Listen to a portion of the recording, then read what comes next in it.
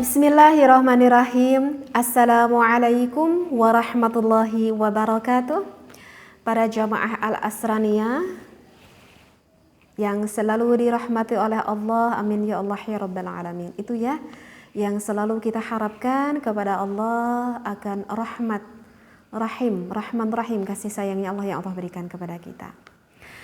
Baik, kita ngawitan lagi ngajinya ya. Bismillahirrahmanirrahim. Bismillah, alhamdulillah, wassalatu wassalamu ala rasulillah.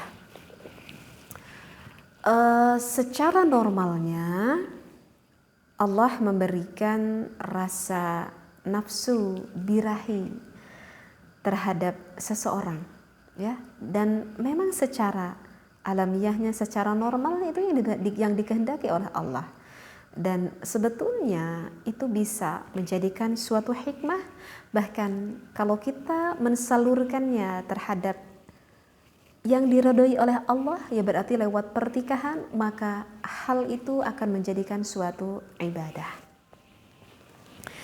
Tetapi yang menjadikan permasalahan bagaimana jika nafsu birahi itu tidak kita bisa salurkan terhadap sesuatu yang diridhoi oleh Allah dikarenakan banyak alasan. Misalkan gimana ya? Misalkan orang tersebut bermain dengan bisa dikatakan sebuah boneka, mungkin bisa paham di sini boneka apa ya? Boneka mainan pemuas, ataupun yang tidak berbentuk boneka, ya, ataupun alat bantu pemuas tersebut. Nah, mungkin saja ini terjadi oleh kalangan pemuda ataupun pemudi yang sampai saat ini belum mendapatkan jodoh dan nafsu birahinya begitu tinggi, tetapi keimanan di dalam hatinya begitu lemah. Na'udzubillahi min dzalik.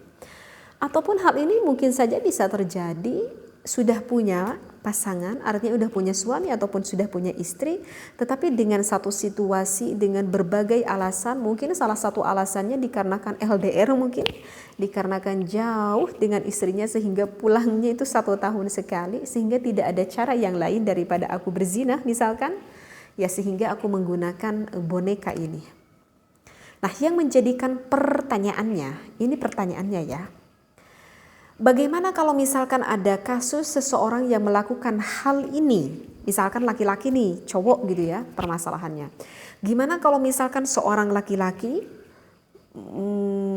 melakukan hal ini terhadap boneka ini, tetapi tidak sampai mengeluarkan air nutfah. Oke, itu pembahasannya. Tetapi tidak sampai keluar air nutfah. Apakah itu tetap wajib melakukan mandi besar atau tidak? Sedangkan boneka itu dirancang seperti manusia, ada lubangnya percis seperti manusia dan sudah masuk, tetapi gak sampai keluar air nutfahnya. Apakah itu mewajibkan melakukan mandi besar atau tidak? Baik, maka di sini saya membawa kitab, ada di keterangan di dalam kitab Inaratud Duja pada Shahifah 214. Baik, bismillahirrahmanirrahim. Bismillah, alhamdulillah, wassalatu wassalamu ala rasulillah. Di dalam kitab ini ada soal, ada pertanyaan. Istimna'ur rajuli fi surati allati yusawwiruha al-ifranju minal latasuki ala timthali imra'atin syabbatin yattakhiduha al-musafir biduni zaujatin liyuwaqi'uh. Aduh, ini tuh referensinya panjang banget ini kalau saya baca. 1, 2, 3, 4, 5, 6. Ini sampai 6 jajar. Kayaknya nggak aku baca aja deh ya. Karena ini referensinya ini panjang banget. Jadi mohon maaf banget ya. Tapi kalau misalkan pengen lihat keterangan kitabnya, ini ada di dalam kitab Inaratud Duja ya. Pada Shahifah ke-214. Mohon maaf saya nggak baca referensinya.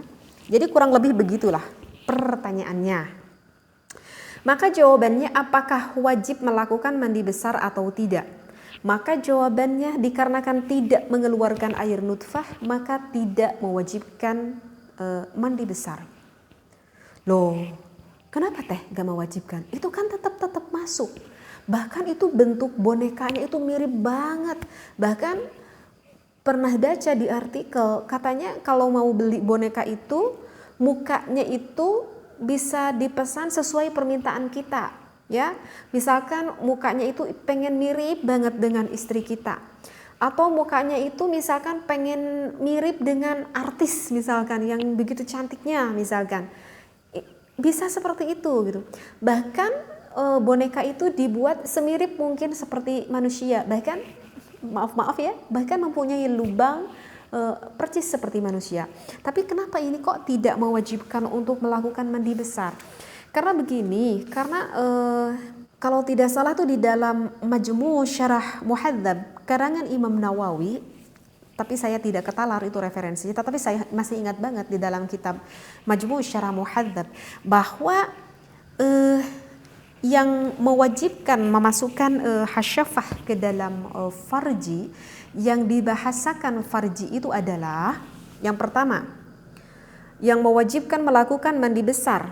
Misalkan nih laki-laki berarti memiliki hasyafah, dimasukkan ke dalam farji. Arti dari farji di sini adalah dimasukkannya baik terhadap seorang laki-laki, naudzubillah ya. Berarti kalau laki-laki ya dengan laki-laki lagi ya, naudzubillah, berarti ini haram. Ataupun dimasukkannya terhadap seorang perempuan, ya, mau laki-laki ataupun perempuan, kalau udah masuk wajib melakukan mandi besar. Yang keduanya, lubangnya mau lubang yang depan ataupun lubang yang belakang, kubul ataupun dubur, ya. Maka itu tetap wajib melakukan mandi besar. Yang ketiganya, dimasukkannya itu terhadap orang yang sudah dewasa, ataupun dilakukannya itu terhadap yang anak kecil, naudzubillah ya, kan suka ada ya penyimpangan penyakit itu yang suka gairah terhadap anak kecil ya, naudzubillah min dzalik. Ataupun dilakukannya itu apakah terhadap orang yang gila ataupun apalagi ya, khunsa. Khunsa itu adalah yang dilahirkan oleh Allah tetapi mempunyai dua alat kelamin, ya. Alat kelamin laki-laki punya, alat kelamin perempuan punya ketika dilahirkan seperti itu. Tetapi biasanya khunsa itu lebih cenderung ke salah satu, ya. Biasanya yang fungsi yang lebih normal itu biasanya lebih cenderung ke salah satu gitu. Dan yang dinamakan khunsa ini bukan laki-laki menyerupai perempuan atau perempuan menyerupai laki-laki, bukan. Tapi sekali lagi yang namanya khunsa itu adalah ketika dilahirkan memang Allah memberikan dua alat itu terhadap orang tersebut. Terus apa lagi? Dilakukannya itu terhadap orang yang masih hidup, ya iyalah. Bahkan terhadap orang yang sudah meninggal, na'udzubillah. Dalam referensi kitab ada berarti kemungkinan pada kenyataannya ada, ya, yang menzinahi orang yang sudah meninggal. Dan di dalam referensi kitab juga saya pernah menemukan penggali kubur yang melakukan hal itu. Ataupun dimasukkannya itu ke lubang depan ataupun ke lubang belakang milik manusia ataupun lubang depan belakang milik hewan. Ada yang udah aneh-aneh lagi gitu ya, ini ya. Misalkan ke sapi gitu ya, karena sapi kan besar misalkan. Dan dilakukannya itu apakah jawaz, ya dibolehkan berarti kepada pasangannya ya, kepada istrinya, ataupun dilakukannya itu dikarenakan memaksa, berarti ini melakukan itu ya, memperkosa, udah memperkosa dolar konengnya, bisa dolar konengnya, ontong lah. Ataupun dilakukannya itu secara memaksa kepada wanita yang lain, ataupun dilakukannya itu dikarenakan suatu keharaman, berarti ini perzinahan ya, na'udzubillahi min dzalik. Nah, di dalam kitab Syarah Muhadzab itu yang mewajibkan kita melakukan mandi besar. Di dalam kitab Syarah Muhadzab itu tidak dikatakan kalau misalkan terhadap boneka ataupun alat bantu itu.